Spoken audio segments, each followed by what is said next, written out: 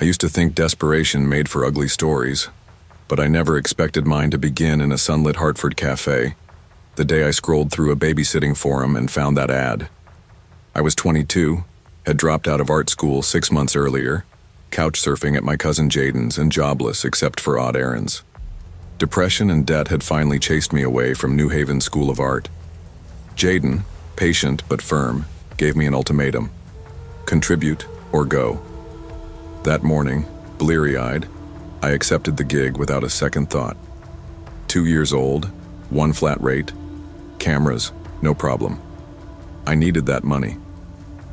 The building at 914 Elwood Terrace looked nice: polished lobby, working elevator, people coming and going in business attire. But when I stepped into apartment 3B at 6 p.m., the place felt off. It was too white, too clean, like a showroom. The playpen was empty, no toys, no pictures, no art supplies, only parenting manuals and matching dust jackets. There wasn't so much as a trace of lived-in warmth. "Hi, I'm Melinda," she said, curt and businesslike. She pointed to a mounted tablet. "He's already fed. Probably will sleep. Just watch the monitor. Cameras are in every room. I'll be back by midnight." The door clicked shut so hard it rattled the walls. I settled into the couch with tea and logged into Wi-Fi. Darkness filtered in through the sheer curtains. I paced half-heartedly, trying to read or scroll TikToks while glancing at the tablet. Baby and nursery, living room, kitchen. That was normal. But at 7:40, the screen blinked, switching to a feed labeled storage room.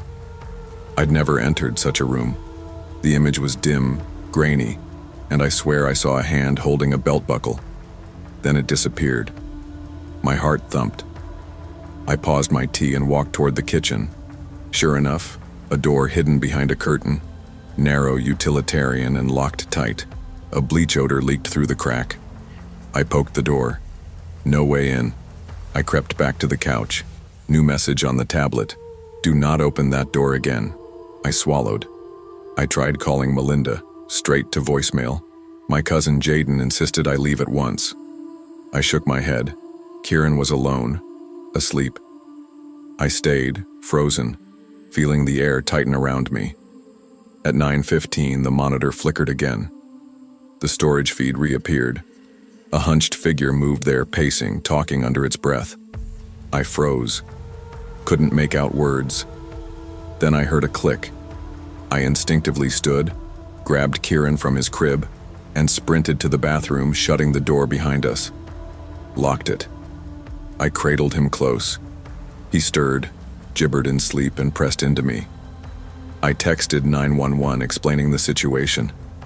My fingers trembled. I waited on bathroom tile, listening. Silence outside the door except my own ragged breathing and the faint whimper of the baby. The tablet feed vanished entirely. I dared not move. My phone buzzed. "Don't open that door." I did not send that text. I felt dried cold. Then I heard footsteps in the hallway, slow, deliberate, pacing nearer the bedroom. A slammed door? Or just closing? Panic slammed in again. I rocked Kieran, whispering nonsense about cartoons, took deep breaths. Nothing happened for minutes that nearly drowned me in terror. Then faint voices, male, muffled. Then a knock at the front door. "Police, Miss Monroe." My flat chest constricted. I set Kieran down quietly, wiped tears. I unlocked door calmly. 2 officers stepped in, badges shining. I told them everything: the hidden door, the monitor, the message, the pacing figure. They checked the storage door. It was open now. Empty. Just a rusted chair, shredded manuals, bare cot, no cameras inside. The officers exchanged looks. One ran a background check, found no records of a caretaker. Melinda was unreachable. I watched as they called down to dispatch. The landlord had previously authorized a soundproofed storage room but claimed ignorance of its use. They escorted me out with Kieran in a sling. I clutched my belongings, knees wobbling. Outside, I called Jaden. As we talked, police cars returned to the building but no arrests. A week later, I learned that Melinda's brother had recently left a psychiatric facility and vanished. The landlord confirmed Melinda requested a sealed, soundproofed room a few weeks before. The encrypted tablet feed existed. They discovered it wiped clean that night. I tried to sleep for the next few nights. I couldn't. I got therapy again. I quit babysitting. I drove past Elwood Terrace months later and stopped outside. I stared through the lobby door. I thought of the room behind that hidden door.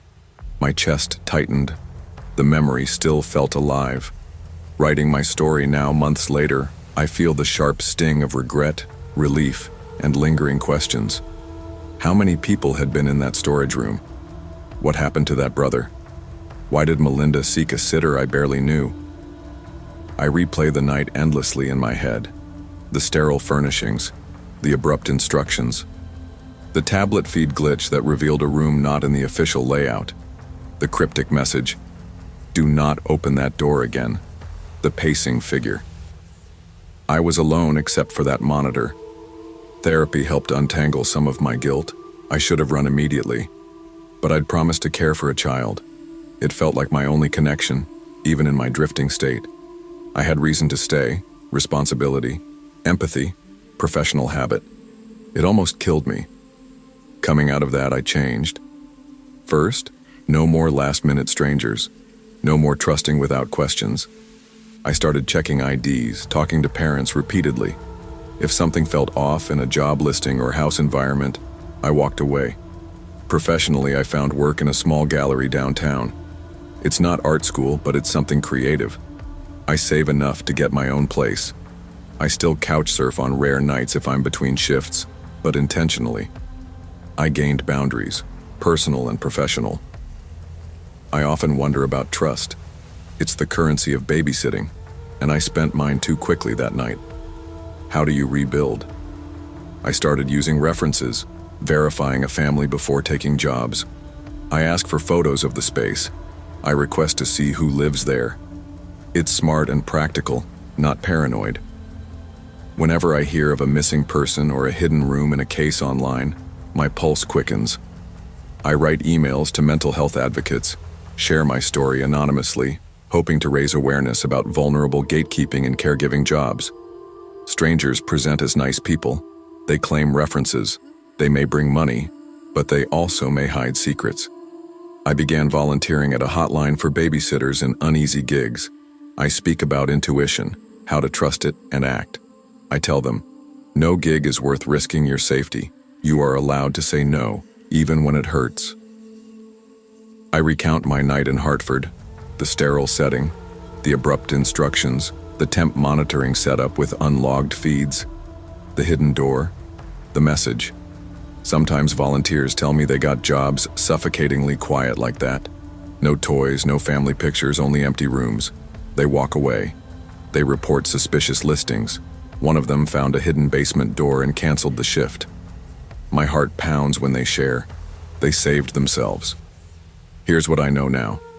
Danger often comes wrapped in normality. A fresh building, a reasonable rate, a friendly single mom who must rush. They lure you in. If you ignore the little signs, a locked room, cryptic messages, a second video feed, you risk your intuition. I recovered. I moved into my own apartment. I keep art supplies again. I open paint tubes, draw with honest strokes. I teach children at a community art program. I talk about safety, boundaries, and listening to the gut fear when it whispers. My drive back to Hartford one spring afternoon, I passed Elwood Terrace again. I stopped for longer, stared at apartment 3B, and wondered if another sitter answered that forum ad. I hoped she asked questions. I hoped she left. Now I tell my younger self, you did everything you could under pressure. You listened and you saved yourself and that baby. You set a standard. Use it always. The story isn't just scary. It's a reminder that intuition, boundaries, and questioning the surface protect us. Normality can conceal danger, and trust must be earned, not assumed. If something feels wrong, no matter how polite or convenient, it likely is. Trust yourself first. It was the first real summer break I'd had in years, and I was already tired of it. After finishing a grueling sophomore year at college and juggling therapy sessions for my anxiety, I'd come back home to Millhaven expecting some quiet. My parents had other ideas. Do something productive, they said. Wait, get a job, volunteer, anything. I just wanted to breathe. So when my old high school English teacher, Mrs. Whitaker, texted and asked if I could babysit her son one afternoon into the evening, I said yes, more out of guilt than interest. I remembered Mrs. Whitaker being the kind of teacher who made you feel like your words mattered. She was sharp, soft-spoken, always had her hair pulled back like she was in a rush to get somewhere. Her message said she'd be at a school board dinner and wouldn't be home until after 11. Nolan's quiet and easy. Just keep an eye on him. She offered $120. I accepted immediately. The drive out to their house was longer than I remembered. About 20 minutes from town, down a road with no streetlights and thick forest on both sides. Brookridge Lane was more of a gravel driveway than a proper street, with only a few houses spaced far apart. Hers sat at the very end, a pale blue two-story tucked between dark trees and silence. Inside, the house was spotless. Too spotless. The floors gleamed, the furniture was minimal and modern, and every surface looked freshly polished. There were no family photos, no crayon drawings, nothing taped to the fridge. It didn't feel like a house with a kid in it. Nolan was sitting on the floor in the den when I arrived. He looked up, nodded, and went right back to playing with some wooden animal figures. "Hi," I said, dropping my bag by the couch. "I'm Haley." He didn't respond. He wasn't rude, just distant. Like I was interrupting a dream he didn't want to wake up from. Mrs. Whitaker gave me a quick rundown. Dinner was in the fridge, bedtime by 9, and Nolan didn't need much supervision. Then she left. No hug for Nolan, no wave, just her keys jingling as she pulled the front door shut behind her. For a while, everything was normal. I made Nolan a grilled cheese. We played a quiet card game, and then he sat and watched a dinosaur documentary while I read emails on my phone. But by 6 o'clock, I started noticing things. Small, odd things. Nolan wouldn't go near the guest room at the end of the hall. He stiffened every time I walked past it. "That's not my room," he whispered once. "She doesn't like us in there." I blinked. "Who?" He didn't answer, just stared past me like someone was standing behind me. I tried to shrug it off. Kids have imaginary friends or fears. It wasn't that weird, but something about the way he said it, like he wasn't afraid of being punished but afraid of being seen, made my skin crawl. At 7:10, I was in the kitchen getting a glass of water when I heard it. The front door. It opened, then closed, quick and soft. I walked out fast. "Hello?" No answer. I checked the door. Locked. But something had changed. A small porcelain rabbit that had been on a table by the front window was now sitting at the top of the stairs. I looked at Nolan. He was on the couch, staring at the rabbit like he recognized it. "She's coming soon," he said, barely above a whisper. "That means, who's she?" I asked. But he just shook his head, eyes wide. I tried texting Mrs. Whitaker, but my message wouldn't send. No bars. That made no sense. I had full signal earlier. I tried brushing it off. Maybe the rabbit had already been moved. Maybe I was letting my mind race. I was tired and this house was too quiet. I turned on the TV, hoping noise would help. Nolan didn't protest when I let him lay on the living room floor with a blanket. "Can I keep it on while I fall asleep?" he asked. "Yeah," I said, ruffling his hair. "Of course."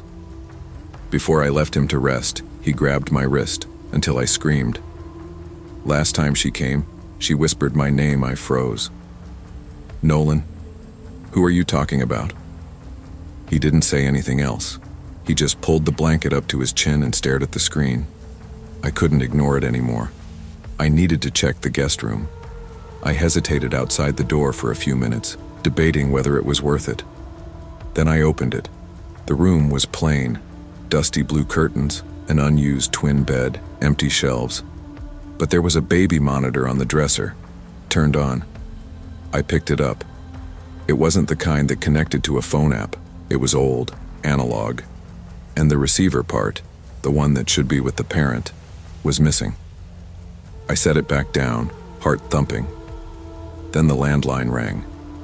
I hadn't even noticed the old phone on the hallway table. I picked it up. Hello? At first, just static. Then a voice, a woman's voice. You shouldn't be in her house. I slammed the phone down.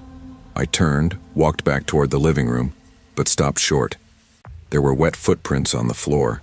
They started at the back door and led up the stairs. I ran to Nolan. He was asleep, thank God. The footprints stopped at his blanket. I scooped him up, grabbed my keys, and bolted out the front door barefoot. I left everything behind. My phone, my shoes, my bag. I just drove. The police station was about 10 minutes away. I burst in, carrying Nolan, shaking. I told them everything. They looked at me like I was speaking another language, until I mentioned the baby monitor and the footprints. An officer drove us back to the house. By the time we got there, the footprints were gone. The baby monitor was still there, but now it was playing something else. A looped recording of Nolan talking in his sleep. I listened to it. I heard him say, faint, female, low, whispering his name. Please stop whispering, over and over again.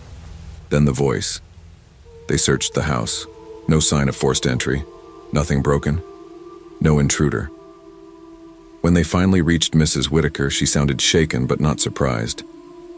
The guest room, she said, used to be my sister's. She passed away there. And ever since, we've had to respect the rules of the house. That was it. I never went back. I didn't even collect the money.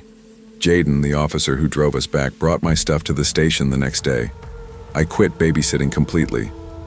The nightmares still come sometimes, mostly the sound of that landline ringing, or Nolan's voice asking me to turn the TV up louder. People always say you can explain things away, stress, fatigue, overactive imagination. I tried, but I knew what I saw, what I felt. That house didn't want us there. I ended up writing a paper about it in one of my psych classes. Not the ghost part, but how trauma lingers in spaces. How silence can be a warning. How kids sometimes know what adults refuse to see. I hope Nolan's okay. I hope Mrs. Whitaker's found peace. But I'll never forget what happened on Brookridge Lane. And I'll never ignore my instincts again. Never ignore the small signs. What feels off, what doesn't make sense. The whispers your mind tries to explain away. Whether it's danger, trauma, or something we can't name, your instincts are often the loudest truth in a quiet room. I always knew college wouldn't be easy. I'd worked hard to get into the criminal justice program, even harder to earn a partial scholarship. But when half of it got revoked after a GPA slip, I had no choice. I started babysitting on weekends just to scrape by. It wasn't glamorous, but it paid better than food service, and I was decent with kids. That's how I ended up at 46 Hartley Way on a chilly March evening. Cedar Junction is the kind of Oregon town where everything shuts down by 8 p.m. The Harper's place sat on the edge of the woods, quiet and rustic. A wraparound porch, pine trees tall enough to block the moonlight. No neighbors in sight. The job had come through a friend of a friend. Their usual sitter canceled last minute and I needed the cash. When I got there, Mr. Harper met me at the door with tired eyes and a firm handshake. Thanks for coming on short notice, he said, stepping aside so I could enter. Mrs. Harper was already getting her coat on. She handed me a list. Dinner in the fridge, bedtime at 8:30, TV okay, but no sugar snacks. The usual stuff. Then Mr. Harper held out a beat-up black walkie-talkie. Keep this on you, he said. We don't get service out here. I looked at it, confused. You mean for emergencies? He paused like he didn't want to explain. The baby monitor's busted, and cell phones don't work well past the trees. We've just used this. It's reliable. I should have asked more questions, but I didn't. By 7:30, I had Mason fed and parked on the couch watching cartoons. He was a quiet little guy, all soft curls and wide eyes. The kind of kid that always looks like he's trying to figure out what adults are hiding. When I told him it was almost bedtime, he nodded obediently, but before heading down the hall, he said something that stopped me. "If the walkie-talkie whispers, don't answer.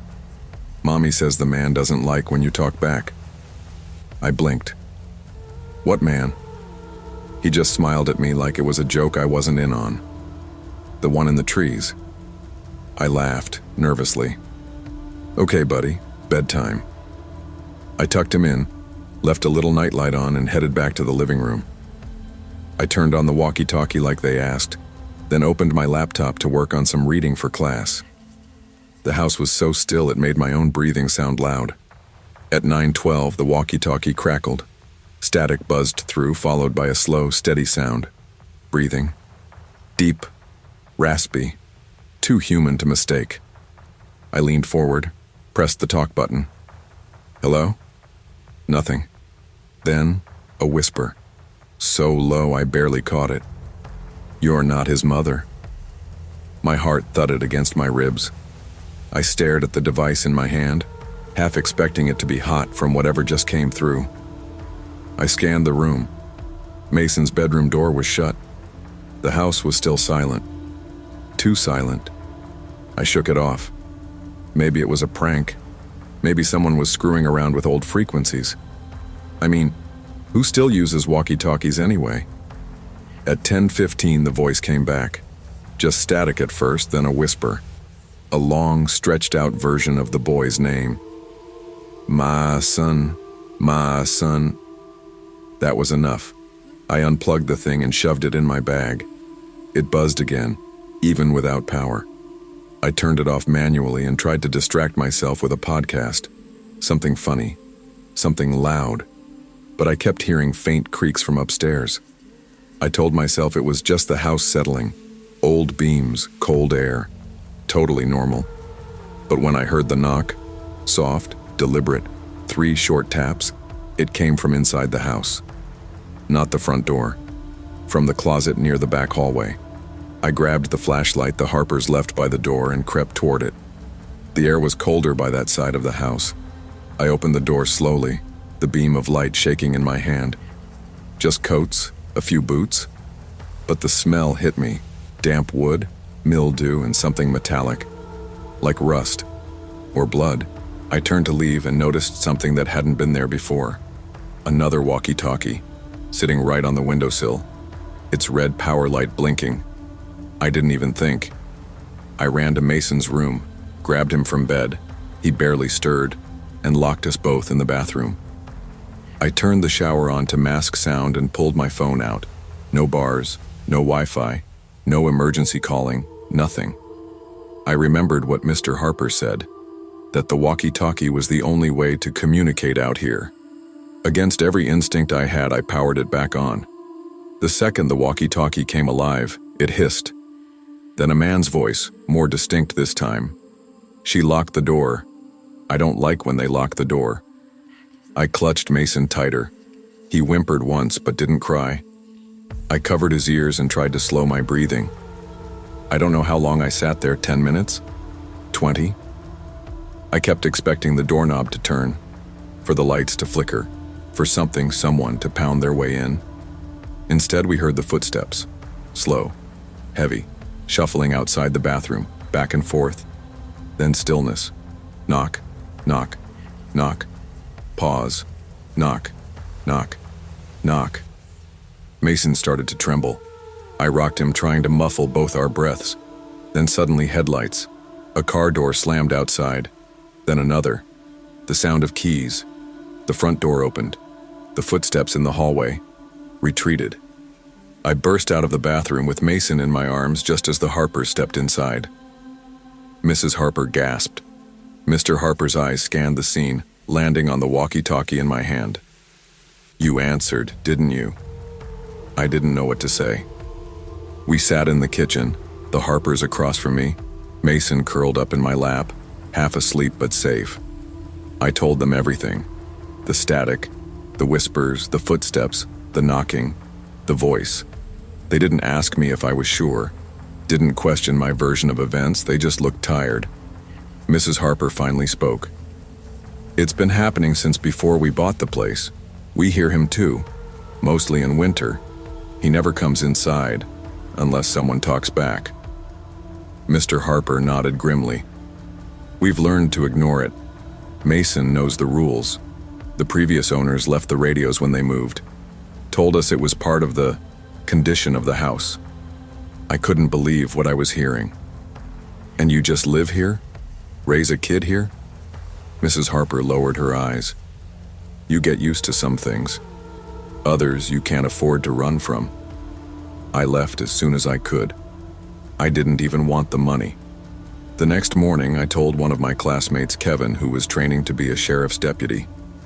He offered to drive out with me to check the woods. Part of me wanted closure. Part of me just wanted to know I hadn't imagined it.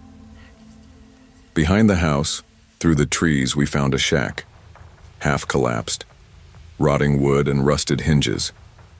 Inside, we found a crate, dusty, full of old walkie-talkies. One had a name carved into it, faint but legible. Evan. That's when I remembered something Mrs. Harper had said once in passing during the job call. Something about Mason being their miracle child. "We lost the first one," she'd said softly. "But Mason made it. I never babysat again. I stopped sleeping with my earbuds in. But sometimes when the dorm's quiet and the lights are off, I swear I still hear static. Once at 3 a.m. I heard a whisper through the speakers of my laptop. 'You're not his mother.' Some warnings don't come with flashing lights. Sometimes they come through static and whispers in the spaces we're told to ignore. Always listen, especially when a child tells you something adults pretend isn't there." They say you can't outrun your past, but I never thought mine would find me in a quiet neighborhood in Middleton Heights, Indiana. Not after everything I went through. Not after I left my classroom behind, packed up my life in a cardboard box and started over, shakily, on my therapist's advice.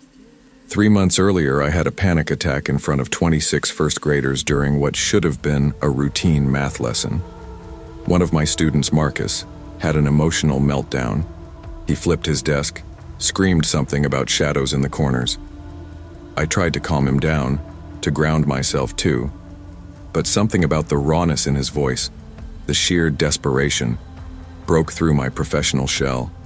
I spiraled. I froze. I couldn't breathe. The school placed me on leave the next day. I swore off kids for a while, but therapy's expensive and medication doesn't pay for itself. My therapist, Dr. Hill, suggested exposure therapy. "Low-pressure situations," she said. "Dip your toes back in." I thought she meant visiting my sister's kids or reading to children at the library. She meant babysitting. A former coworker vouched for me on a local parent network, and that's how I ended up at 59 Alderberry Lane on May 19th, 2021. It was a Wednesday, warm but overcast, and I was already tense when I rang the Claxtons' doorbell. The couple, Rachel and Damon Claxton, answered together. They were tidy, composed, almost clinical. No warm welcome, no lingering chat, just clipped smiles and instructions. "Our daughter Zara is sensitive to routine," Rachel told me. "She has a schedule we follow every evening without fail. It will be on the counter. Please don't deviate from it." Damon didn't say much. He handed me the emergency contacts on a printed sheet, nodded once, and checked his watch. They left at 5:08 p.m. Zara was polite but quiet. She didn't meet my eyes when I crouched to say hi. "Natalie, we'll hang out tonight, okay?" "Hi, sweetie." She nodded once. "Okay." She looked like any normal 8-year-old, neatly dressed, brown hair in 2 braids, hands clasped together like she'd been coached on how to behave. After they left, I headed to the kitchen to find this famous schedule. There was nothing there. No paper, no post-it, no email ping on my phone. I checked the fridge, the counter, the dining table. Nothing. I crouched down next to Zara, who had quietly retreated to the living room couch and was hugging her knees. "Hey, hun, do you know where the schedule is?" she whispered. "Mom hides it." I blinked. "Why?" She shrugged. "She says I shouldn't touch it." I paused. "Okay. Do you remember what we're supposed to do first?" She hesitated. "TV or dinner? I don't know." I smiled gently. "That's okay, let's do dinner. That's always a good start." She flinched. "We're not supposed to eat yet." I chuckled nervously. "It's okay, I won't tell." But halfway through heating up the chicken nuggets, Zara started to cry. Silent tears at first, then soft sobs. "She'll know," she said. "Who will?" She didn't answer, just repeated, "She always knows." That was when the stereo turned on in the living room. I didn't touch it. Zara didn't either. 1 second it was silent, and the next a soft, distant lullaby floated out. An old-fashioned tune, something out of a music box, the kind that plays when the ballerina twirls. Zara screamed, "Turn it off, that's her song. That means she's watching." I bolted into the room, pulled the plug from the wall. The music stopped, but my heart didn't. "Sweetie," I said, kneeling down. "Who's watching?" "The real babysitter," she said, eyes wide. "The one in the mirror." I don't scare easy. I've worked with kids long enough to hear all kinds of strange things. Imaginary friends, monsters under the bed, dark closets that breathe. But there was something in Zara's voice, something practiced. Not imaginative, familiar. "The real babysitter," I repeated, keeping my voice calm. "What do you mean?" "She watches the schedule," Zara said, wrapping her arms around herself. "Gets mad. If we mess it up, who is she?" She shook her head and walked away. I followed. By 7:30, we were sitting on the rug in the playroom. I was trying to keep the atmosphere light, coloring, asking questions about school. Then Zara got up, walked to her little backpack and pulled out a small red photo album. "This is the schedule," she said. I opened it. Every page was labeled with a time. 5:30, 6:15, 7. Each time had a photo of Zara doing something, brushing teeth, eating cereal, coloring, playing piano. But in every single photo there was a mirror in the background.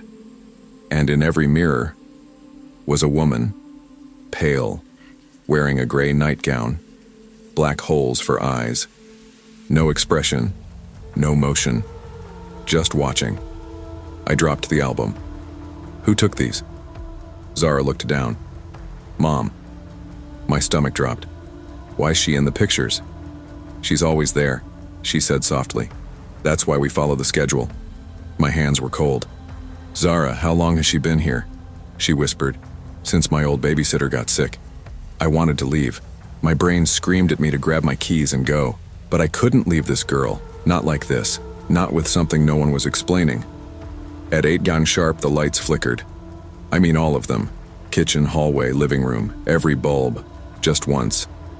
Then the hallway mirror glowed faintly, and I saw her. A tall figure, pale as smoke, standing just behind my reflection. She didn't move, just stared. I turned around. Nothing was there.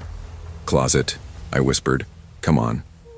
I pulled Zara down the hall into the guest bedroom, thankfully mirror-free, and opened the closet.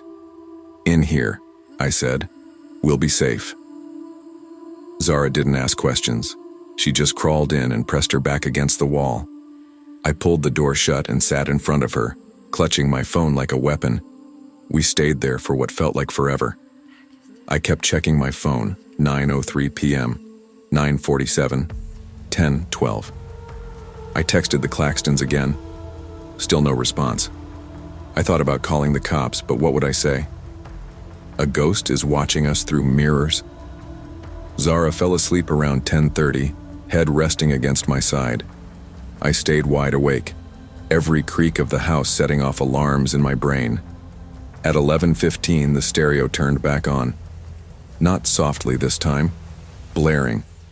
And over the lullaby, I heard a woman's voice whispering through the static. "You forgot bath time."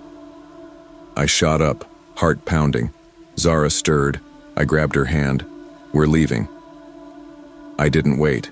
I opened the closet door, crept to the guest room door, and peeked into the hallway. No sound, no movement, but the glow from the mirror was back. We bolted. Out the bedroom, down the stairs, through the kitchen, past the stereo, still playing. I didn't stop to unplug it. I didn't look in the mirrors. I yanked open the front door barefoot and ran. We crossed to the neighbor's house and knocked until they answered. I told them what happened. They called the police. The Claxtons got home at 12:42 a.m. Damon looked surprised to see the patrol car. Rachel didn't. When I told them what happened, Rachel didn't argue. She didn't even seem confused. She asked one thing. Did she follow you outside? My throat dried. What? She's not supposed to leave the house. I stared at her. Who is she? What is she? Rachel looked at Zara, then back at me. She watches. That's her job. You broke the schedule. I left. Refused the money. Blocked their number. 2 weeks later, I quit babysitting. Got a new job working remotely for an educational nonprofit. It wasn't glamorous, but it kept me off my feet, out of strangers' houses and nowhere near mirrors. I thought that would be the end of it. But 2 months later, I got a package. No return address. Inside was a single photo. It showed me and Zara in the guest room closet. The shot was grainy, like from an old camcorder. The closet door was cracked open just enough to see us.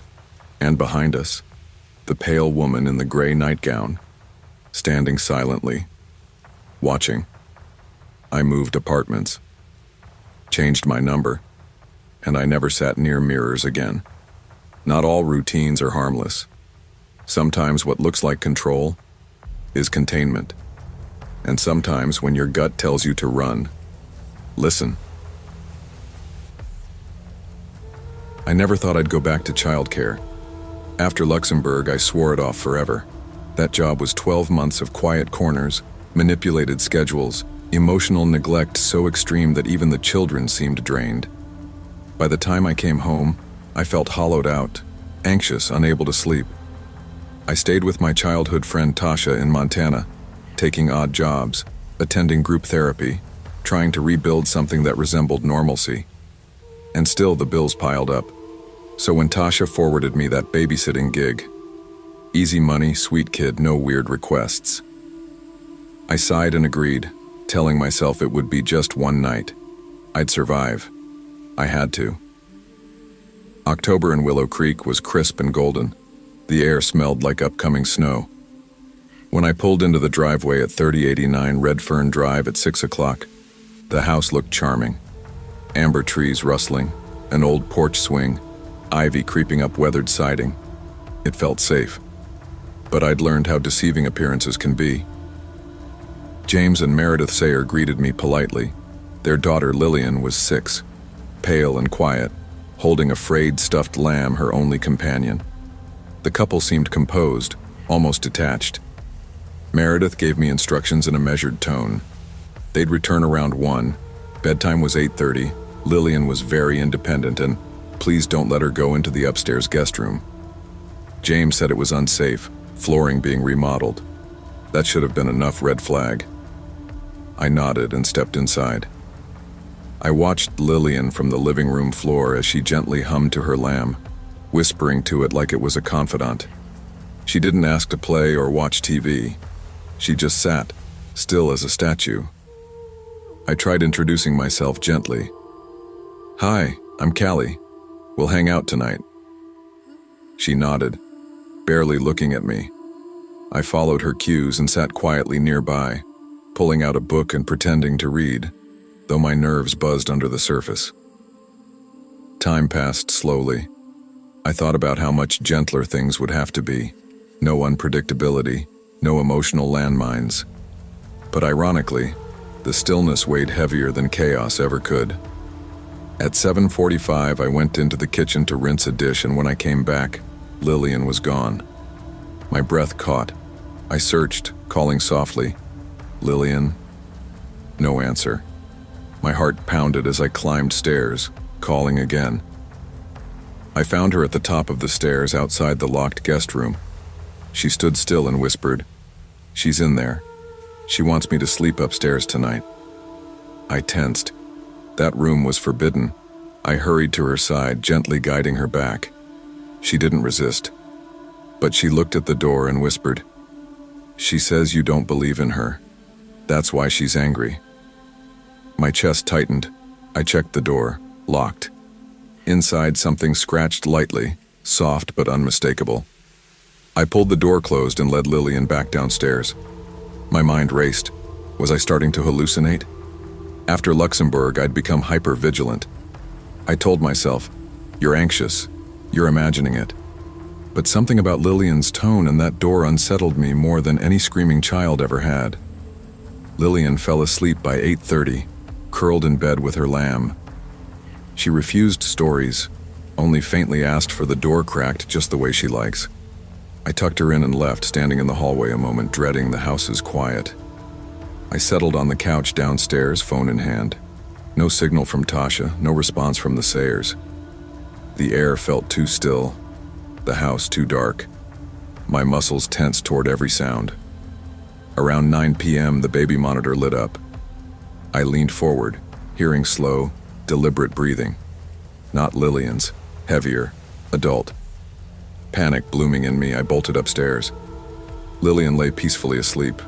All seemed calm, except the closet door. It was open. Her lamb was missing. My throat caught. I whispered her name. Silence. I retreated, adrenaline rushing.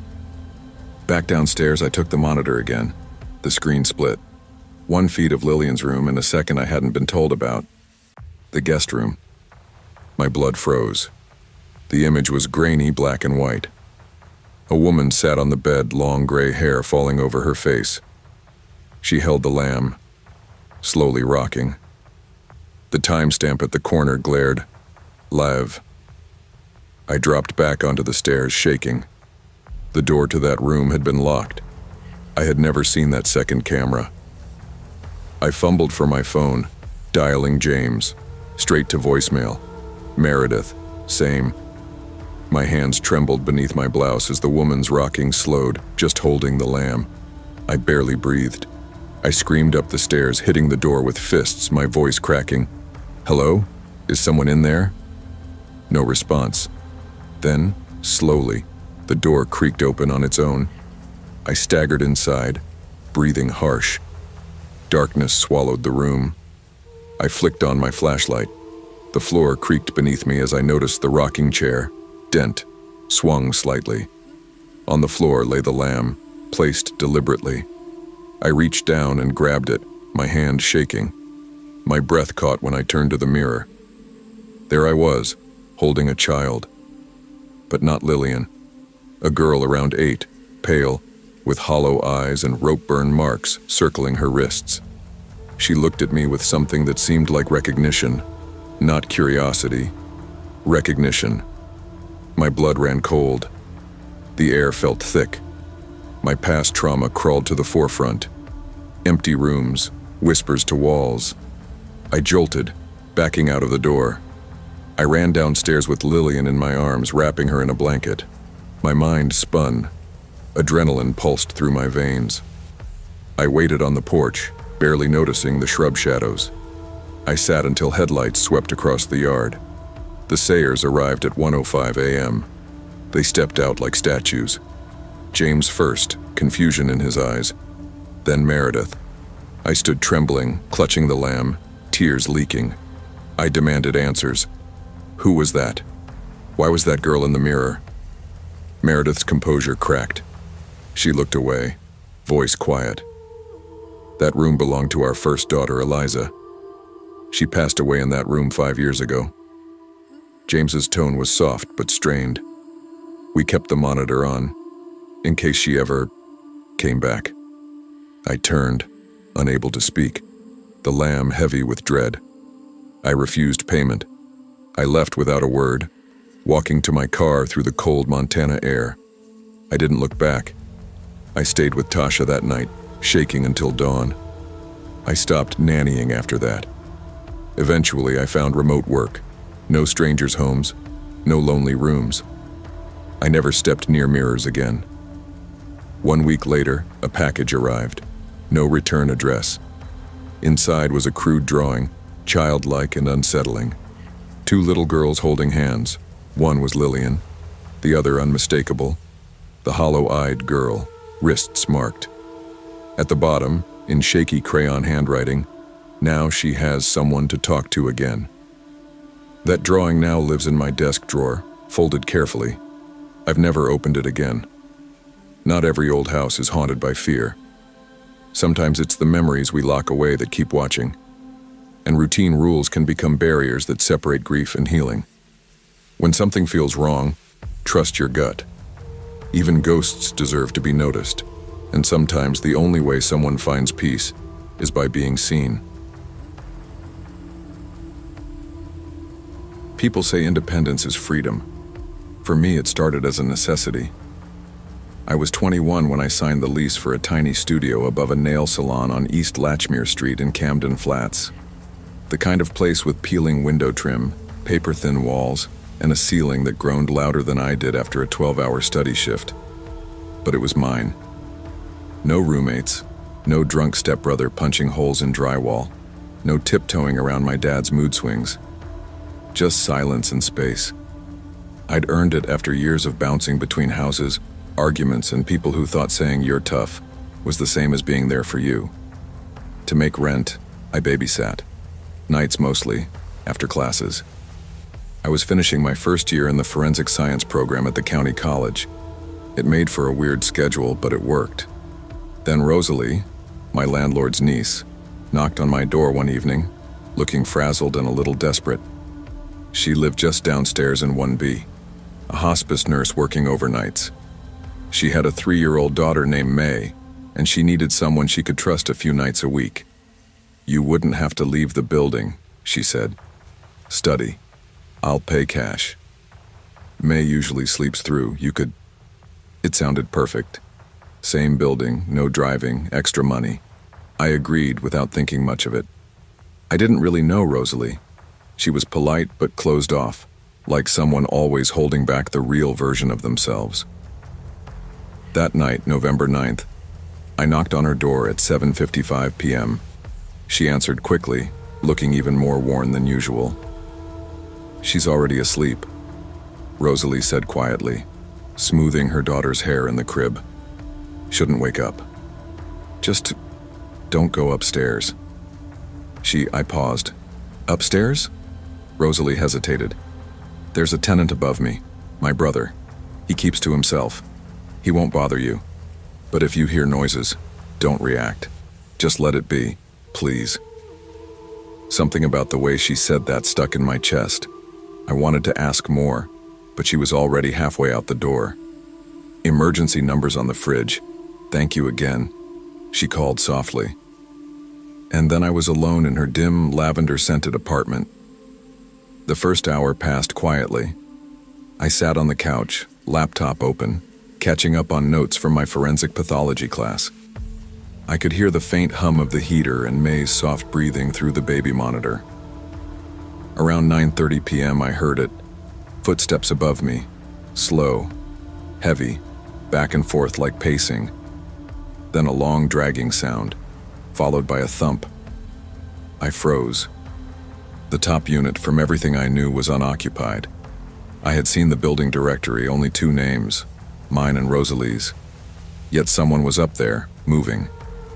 I muted my laptop and stood slowly, straining to listen. Another thump, this time sharper, like a chair being tipped over. Rosalie's words echoed in my head. "He won't bother you. Just don't go upstairs." Was this normal? If it was her brother, why wasn't he listed? Why did she avoid saying his name? I called Rosalie, straight to voicemail. Out of instinct, I walked to the front window and looked outside. No car, no lights in the 3rd floor unit. The curtains were drawn. The place looked empty. The hallway light outside flickered, then went out completely. I tried the porch light switch. Nothing. Darkness. That's when I heard it. The baby monitor crackling to life. A voice, low and hoarse. "Why did you move the girl into my room?" I dropped the monitor. I ran into May's room, She was asleep, curled up, but her nightlight was unplugged. The window was open an inch, the curtains fluttering. I shut it fast, locked it, and checked the closet. Empty. Heart pounding, I picked May up and carried her back into the living room. Then came the knocking, not on the door, on the ceiling. Measured, calm, like someone tapping with their knuckles. My legs trembled, my breath went shallow. I had to know what was happening. I had to go upstairs. The stairwell smelled like mildew and stale carpet. I don't remember walking. I floated, barefoot, holding May against my chest as I climbed toward the third floor. The door at the top was cracked open, the only one on that level. The unit inside was barely lit, just a sliver of moonlight through broken blinds. The air was thick and warm, like it hadn't been circulated in years. The walls were peeling, streaked with what looked like handprints. In the corner, on a stained mattress, sat a man. He was facing the wall. A pillowcase was tied over his head, and silver duct tape bound his wrists in his lap. His breathing was shallow, rasping. I stepped back, horrified. That's when I saw the walls, drawings, hundreds of them, children's sketches taped in rows, all the same girl, small, pale, with long black hair and no mouth. In each one, she stood in a different room. May's room, the kitchen, the hallway, always near something broken, always staring. And then, next to the light switch, a note. Stop bringing the children. She wakes up when they cry. I ran. I didn't think. I carried May back down the stairs, my hands shaking, my feet barely touching the floor. We locked ourselves in the bathroom. I sat with my back against the door, May tucked into my arms, my phone clutched in my palm. I called Rosalie again. No answer. I started dialing 911. The dispatcher kept me on the line. I whispered everything I could. The man upstairs, the drawings, the voice on the monitor. She said officers were on the way. Minutes crawled. I sat frozen on the cold bathroom tile, May half asleep in my lap.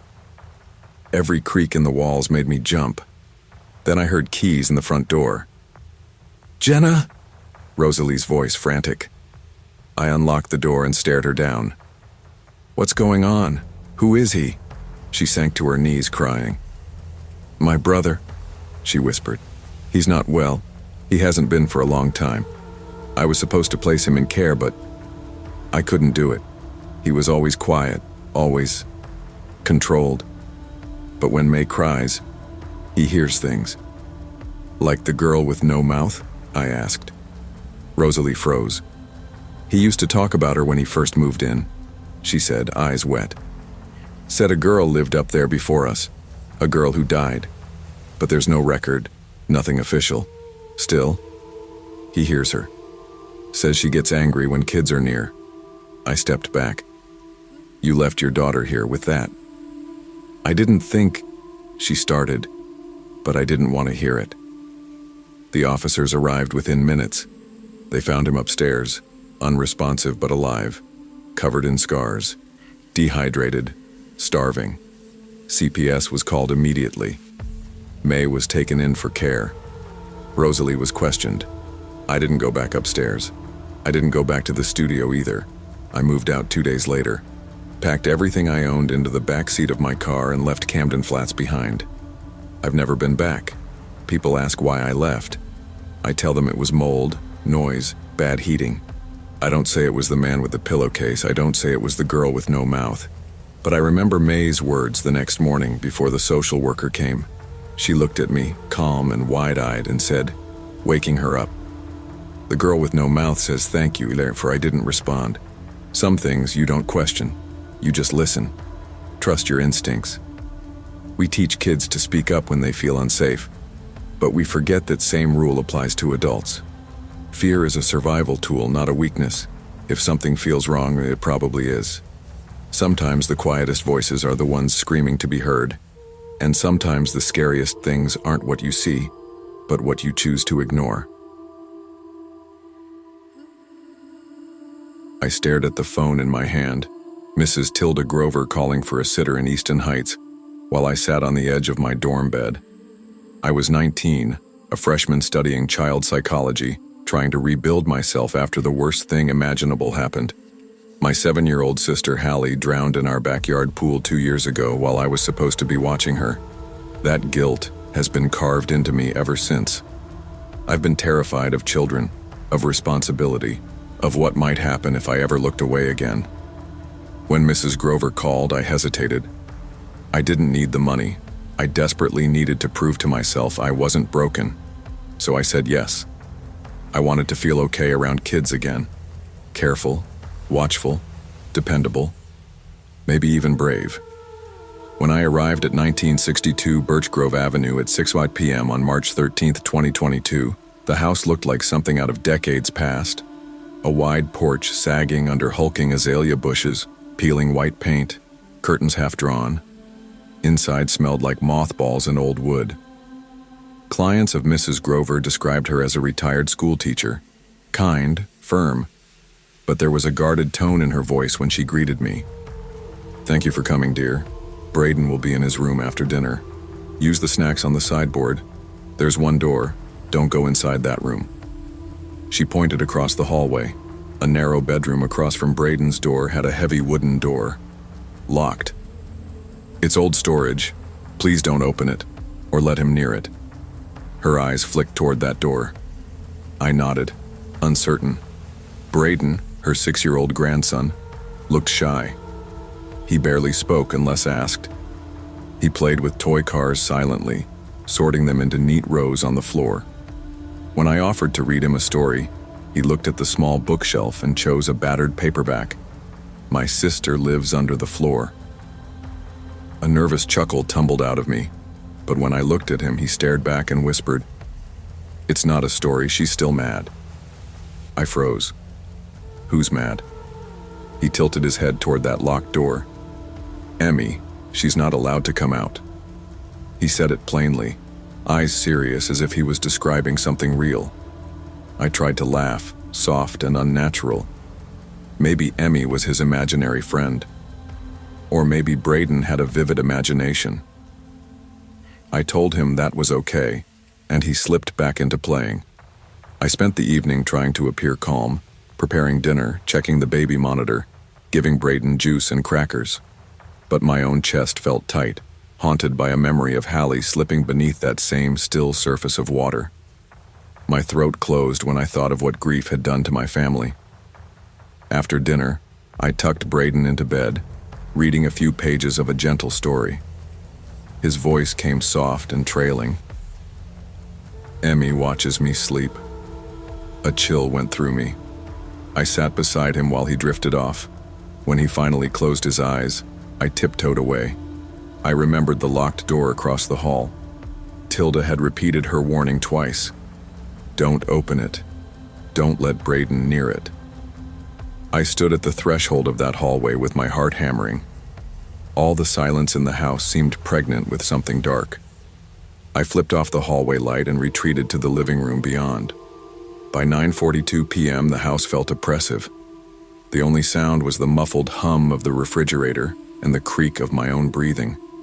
I was reading notes for class, trying to steady myself. Then I heard scratching. Soft, deliberate. Inside the locked bedroom. At first I thought I was imagining it, but the noise grew steady. I shut my book and stood up. I tiptoed down the hallway toward the locked door, my legs shaking. I placed a trembling hand on the knob. It was ice cold. I pressed my ear to the door and I heard breathing. Slow, ragged, then a whisper. "Tell him to stop pretending I don't exist." My hand dropped. I staggered back. My chest heaved with fear. I felt sick. I retreated into the living room, palms sweaty, shaking. I sat with my head in my hands. My own chest pounded reminders of guilt. How I'd looked away for a second, how Hallie slipped away from me. I promised I would never let something like that happen again. I checked the monitor. Braden slept. I tried to text Tilda Grover. No reply. I debated leaving. But then I thought of Braden and how fragile he seemed. So I stayed. At 10:30 p.m., Braden came out of his room holding a crayon drawing. I forced a calmer voice. "You're awake?" He held it out. The sketch showed a narrow bedroom with a girl inside, arms outstretched, mouth stitched shut, and scrawled at the bottom, "She watches me sleep." I swallowed. I asked softly, "Tell me about Emmy." Braden's eyes locked onto mine. He whispered, "She used to have a room. Then she made Nana mad. She broke the baby." Then he turned and walked back to his bed. I didn't follow. The words "broke the baby" turned in my brain. I had chills. I went back to the living room, shaken. I couldn't make sense of any of it, but I knew I couldn't ignore it. By 11:17 p.m., I felt dizzy from fear and exhaustion. I decided to go to Braden's room to calm him, and maybe convince myself it was all in his imagination. His door was open just slightly. I stepped inside, but then I heard it again, rattling. The locked door, down the hall, quietly rattling from the inside. I looked back at Braden. He was already sitting up in bed. He looked calmer than before, or more resolved. "She's not in her room anymore," he said softly. "She's in mine." Then I heard it. The closet door creaked. I turned slowly. It was open now, just a crack, but enough. Bare feet in the shadows, small, pale. I felt a scream rise in me. I ran forward, grabbed Braden, backed out, closed his room door, locked it with trembling hands. I held him and carried him back to the bathroom. We shut the door behind us. I leaned my back against it. Braden pressed against me. I whispered, "We're okay. Just breathe." My hands shook uncontrollably. I sat barefoot on the cold tile and pressed my thumb on the phone. I called 911. I explained everything. "Child services and police are on their way, ma'am. Stay on the line with me until they arrive." The minutes ticked by so slowly. I kept my eyes half closed, terrified to look at Braden's face. When the police finally arrived, around 12:15 a.m., there was pounding at the front door. I opened it in a daze. Officers in uniforms. They asked questions compassionately. Tilda Grover answered behind them, bewildered. In the next hour, everything came crashing down. The police forced open the locked bedroom. I followed, hands shaking. The air inside was rancid. In one corner, under loose floorboards and a rusted vent, they found human remains of a small child, long hidden.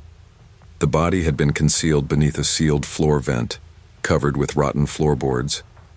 They identified her as Emmeline Grover, Braden's older sister. She had died, unreported, apparently months or years ago. No records, no official notice. The bedroom had become her tomb. Braden stood quiet and solemn as they gently led him away. He didn't cry or panic. He stared as they uncovered the truth. Mrs. Grover collapsed to the floor. She was taken away for psychiatric evaluation. Police revealed she had never reported Emmy's death. Had tried to hide it, she said, out of shame, fear, guilt. They weren't sure what to believe. CPS moved Braden into foster care temporarily to keep him safe. The house went dark and silent. I left with nothing but my phone and pride in how I stayed composed when everything unraveled. I didn't know how to feel. Relief? Horror? Guilt bubbling up again? I moved out of Easton Heights within days. I didn't look back. I didn't keep mementos. The house at 1962 Birch Grove vanished from my memory, except when sleep overtook me and I dreamed. Now, whenever I dream of that house, there's a moment before waking when Hallie stands in the locked bedroom too. She's silent, expression empty, and she asks the same question every time. "Why didn't you come for me?" I wake up gasping as though reality is splitting me apart.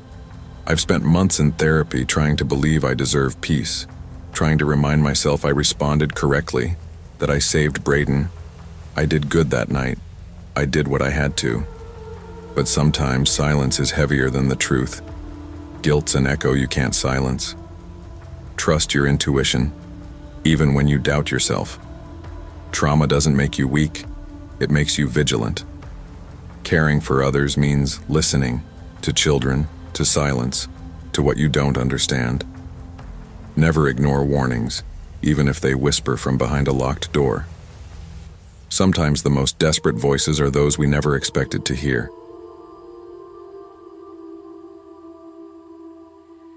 I moved back to Eugene in April 2023, emotionally and financially exhausted. Dropping out of university was hard, student loans piling, my bookstore hours cut, and my mental health crumbling. My older cousin Ava offered me a basement room at her house in Silver Pine Residence, temporary, but safe. That quiet neighborhood outside the city limits felt like a refuge, tall pines carpeting the nights, crickets chanting as dusk fell. I hadn't planned to babysit again.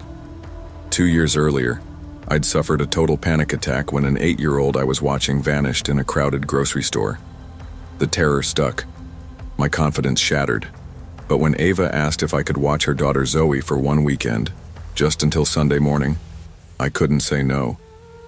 Part guilt, part wanting to prove I still could. On Saturday afternoon, Ava left promptly at 5 p.m. She read a detailed routine on the kitchen island, dinner times, emergency numbers, Wi-Fi password, neighborhood watch texts. Zoe, 8, was polite but unnervingly quiet. She stayed on the couch playing a handheld puzzle game or occasionally peeking through the window at the long driveway and front yard. By 8:30 p.m., we'd eaten pasta with vegetables, played a simple board game, and watched an animated movie. Zoe mostly stayed curled into the couch arm. She occasionally glanced at the front gate through the window. At 9:10 p.m., she asked quietly, "Is the gate supposed to be open?" I turned to look. The old iron gate, Ava had told me it was rusted and locked years ago, was ajar. No wind rustling the trees, no breeze on the still air. I frowned and said I'd check it later. Zoe shrugged and returned to the movie. Around 10:30 p.m., Zoe was asleep upstairs. I curled up with tea on the couch, trying to relax. That gate incident wouldn't leave my mind. I relocked front, side, and back doors. Still felt unsettled.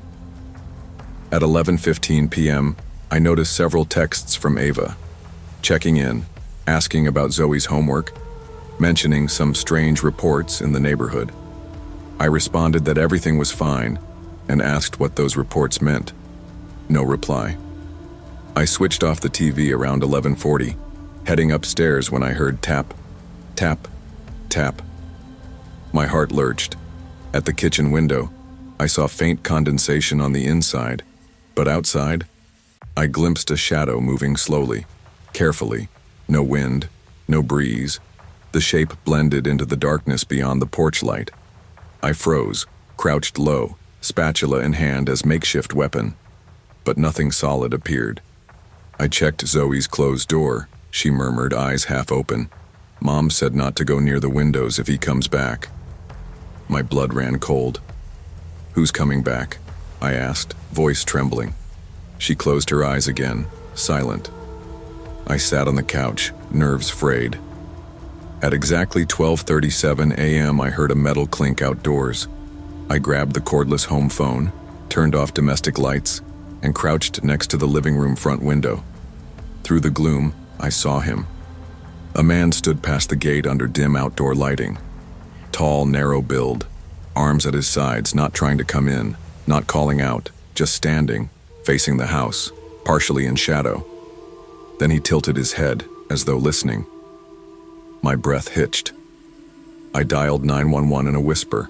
I explained everything, my voice shaky, trying not to alarm Zoe. The dispatcher said they'd dispatch a car but warned that the rural location might mean a 20-30 minute wait. I turned back to the window, but he was gone. The quiet exploded inside me. I quietly checked all locks again, then grabbed a kitchen knife. I stayed on the couch, back rigid, listening for any noise. At 1:05 a.m., my phone rang with Ava calling, her voice urgent but calm. She asked if everything was okay. I told her about the man at the gate and the note about strange neighborhood activity. We agreed she would return early if needed. Time blurred. Every house creak felt like footsteps. Every rustle outside sounded intentional. At 2:07 a.m., the garage light turned on. Panic slammed into me. I crept upstairs, grabbed Zoe, and whispered, "We need to go now, okay?"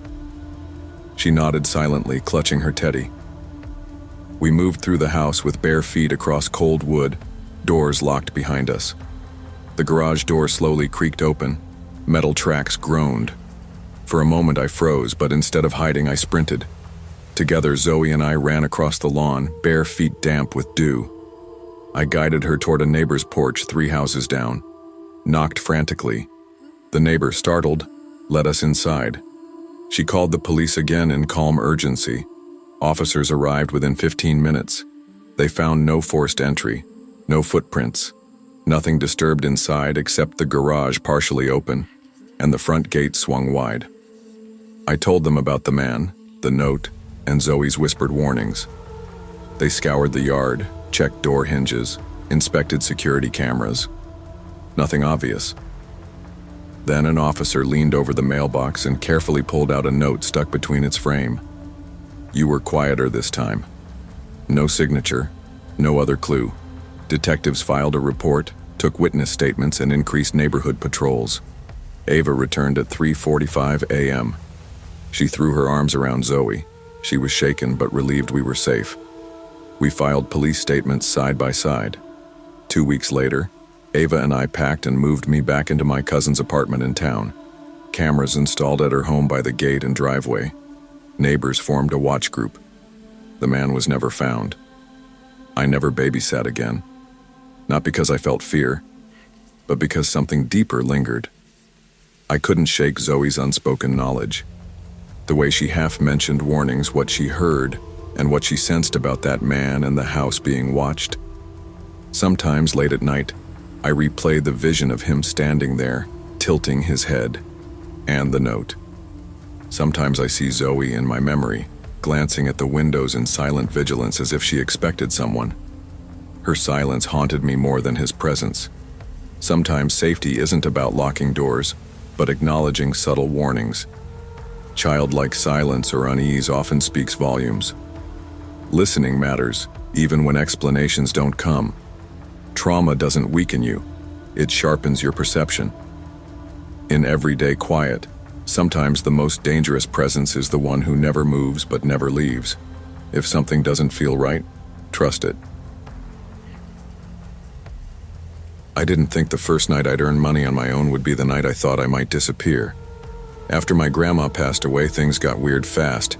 She had raised me since I was 3, and when she died of a stroke in January, I had no legal guardian left except my aunt and uncle. They took me in, sure, but it wasn't love.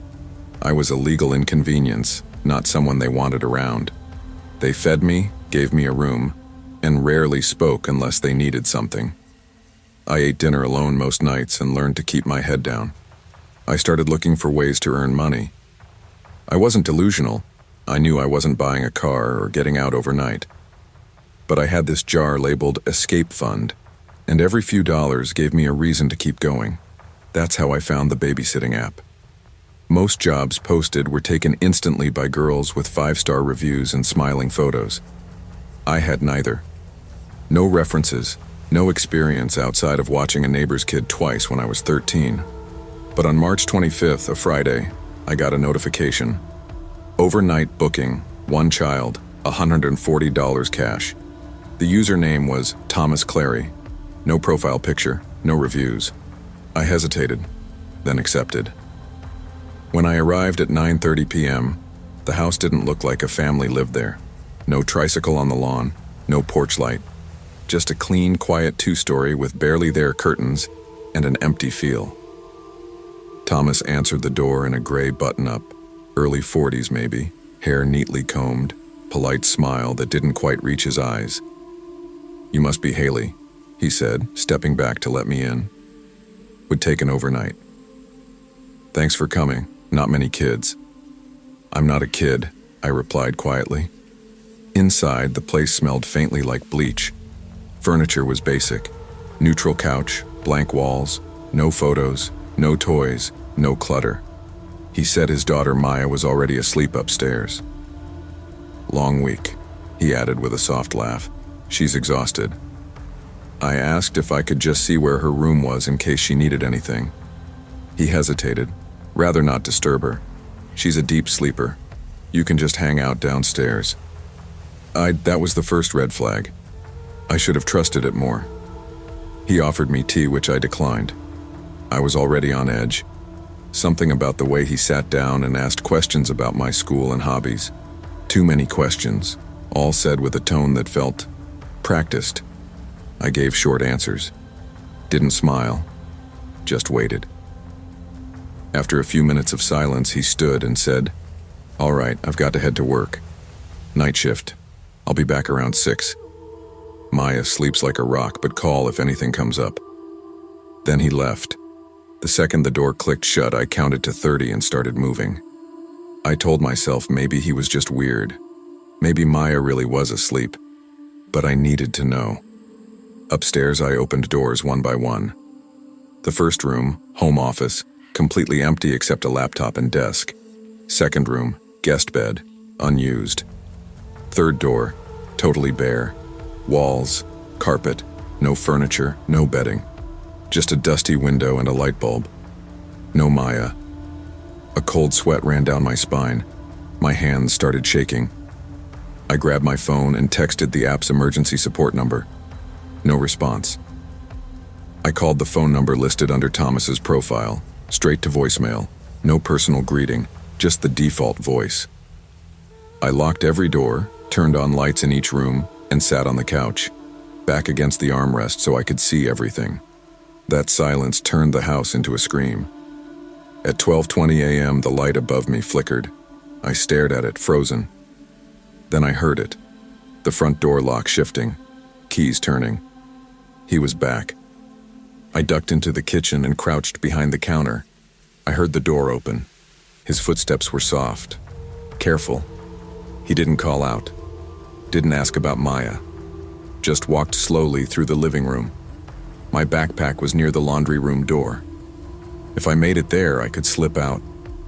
My breath caught in my throat as he passed the fridge. For one moment, I saw the edge of his sleeve. I moved. Slow. Quiet. Just like he had.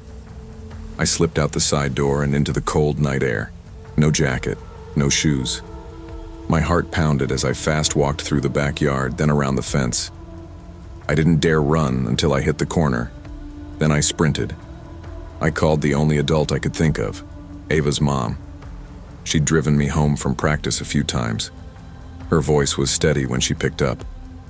I told her everything. She didn't hesitate, said, "Stay where you are," and came to get me at a gas station near the corner of Red Pine Road. She didn't ask questions right away, just handed me a hoodie and a bottle of water. The next morning, I filed a report with the police. An officer came to the house and asked questions. We drove to the address. The house was empty. No car in the driveway. No sign of Thomas. The lockbox for the key was gone. And the neighbors? One man said it had been an Airbnb for a while. People came and went. The app listing disappeared by noon. Thomas's number? Disconnected. That night I stared at the ceiling for hours. I didn't tell my aunt. She wouldn't have believed me. Or worse, she would have blamed me for putting myself in a bad situation. I deleted the app the next morning. I never accepted another babysitting job again. Later, I found out through a Reddit thread that there had been other identity scams on similar platforms that month. Some girls hadn't been so lucky. Some were never found. Some had vanished during what seemed like simple overnight bookings. What keeps me up at night isn't fear. It's the question I still don't know how to answer. Was I meant to be part of something worse? Was someone watching me the entire time? Setting the scene just to see what I'd do? Was it a test, or was I simply the one who escaped? Not every red flag will scream. Sometimes danger whispers. Trust your instincts, especially when no one else is around to tell you what's real. Safety isn't about being brave. It's about knowing when to leave, even if nothing's happened yet. Some doors should never be opened. Some offers, no matter how tempting, are bait disguised as kindness. Listen to your gut. It's not always dramatic, but it might be the only warning you get. I never wanted attention. In fact, I spent most of my life avoiding it. After the roommate drama at school, accusations of stealing my meds, talking behind my back, I'd moved out of the dorm and settled into weekend babysitting. It was safer, predictable work, limited exposure, distance from people who'd hurt me. So when I tapped steadily at the door of Hartwell Townhomes Unit 2C in Tacoma on February 18, 2024, east of Avery Street, I felt ready. Rain drizzled through clouds, gray light staining the red brick facade. The parents, Sean and Dana Maxwell, greeted me quickly, eyes downcast, voices flat. They said they had a charity dinner, would be out from 4 until 10. They handed me cash up front, told me their daughter Harper was napping upstairs. Then Dana paused awkwardly. "Don't go into the basement. We're renovating. The lock's a bit broken. If Harper wakes, you'll know. She usually cries." She didn't elaborate. I nodded. Upstairs, Harper's room was full of drawings, storybooks, soft blankets. The dresser held a few handmade clay figures, distorted faces, angry mouths, jagged eyes. She looked sweet at a glance. Curly hair, round cheeks, calm in her sleep.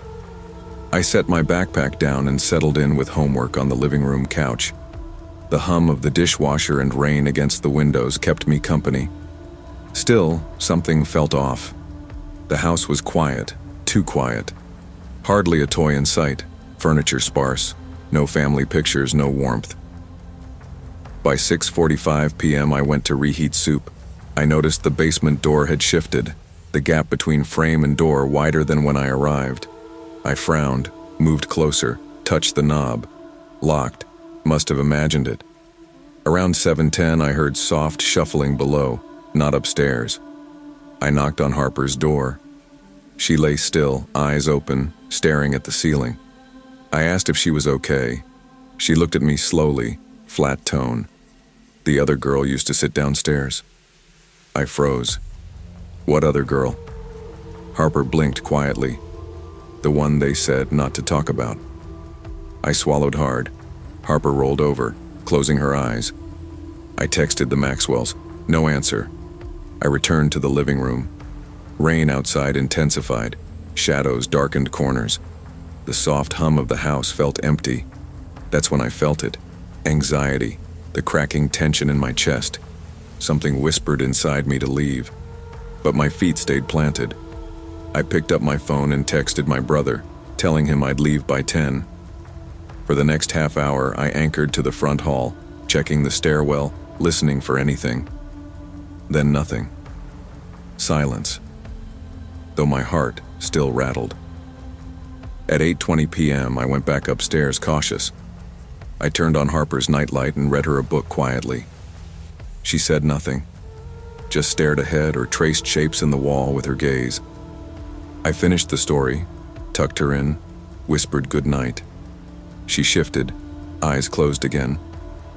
Walking back downstairs, I resolved to check the basement for the sake of my brother's text reassurance. I stood outside the basement door. Rainwater dripped from the ceiling into my hair as I pressed an ear to the frame. Silence. Then a whisper so faint it could have been wind. "You're not like the last one." My blood froze. I staggered back, chest heaving. I didn't know what it meant. My hands shook. I turned away, heart pounding, and stumbled down to the living area. I sat, brain racing. Questions volleyed inside me. Was there someone else downstairs? Who was the last one? I fumbled for my phone, opened my message thread with my brother. Should I tell him? My finger hovered. At 9:10 p.m., the front door clicked. I paused. The basement lights flickered low. The hum changed in the room. I thought maybe the Maxwells returned early, but the sound of them didn't follow. No footsteps upstairs, no greeting. Just the soft locking of the front door. Then silence again. I grabbed my bag, texted my brother, told him to expect me at 10. I steeled myself to leave. At 9:30 p.m., the rain slowed to a drip. I decided to leave immediately. I walked upstairs, grabbed my coat, whispered a soft apology to Harper, and moved into the hallway. As I passed her room, she tugged my coat and whispered, "Don't come back." They don't like when the new ones ask questions. Her voice was small, matter of fact. I froze, a shiver through my spine. Harper lay back down without watching me. I hurried out the front door into rain and found my car keys in my bag. My phone buzzed, a message from my brother asking if he should come pick me up. I typed yes. But as I walked past the basement door, I paused. The lock was swung open. Light spilled out into the hallway, flickering yellow.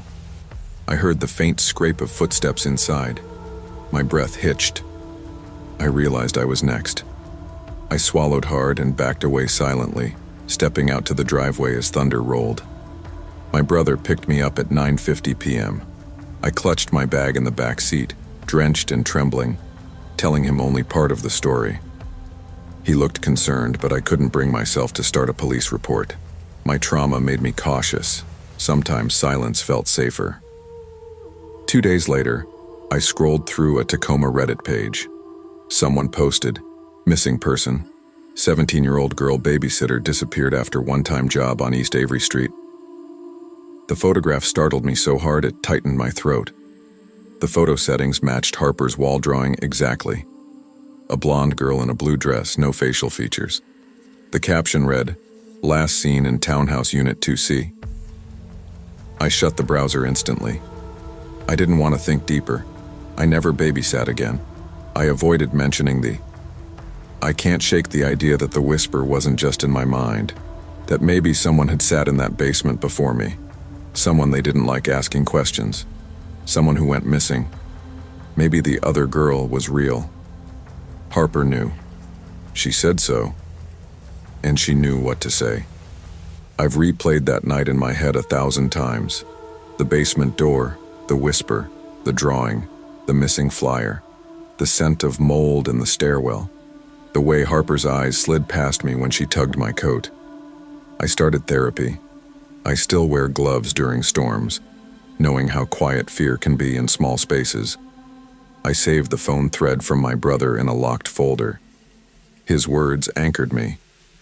Not all danger announces itself.